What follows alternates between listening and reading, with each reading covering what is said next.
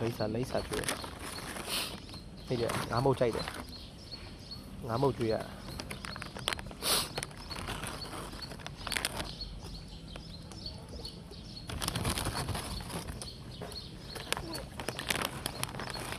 လိမ့်စာလာကျွေးလို့ရပါတယ်ပမာလေကိုနိုဝေးပြန်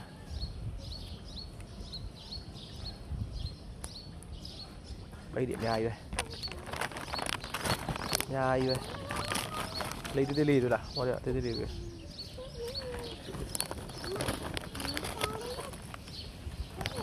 ငါးတွေရောအများကြီးပဲမလေးတွေငါးမုတ်တစ်ခုပဲစားတာငါးမုတ်နဲ့ကစုံရပဲအဲ့ဒါမစားဘူးမအများကြီးဟိုမှာဆင်းလာဟိုဆင်းဘောကနေဆင်းလာတယ်ကူးလာဒီထပ်သွားဝယ်လိုက်အောင်ငါးမုတ်နှစ်ထုပ်ကုန်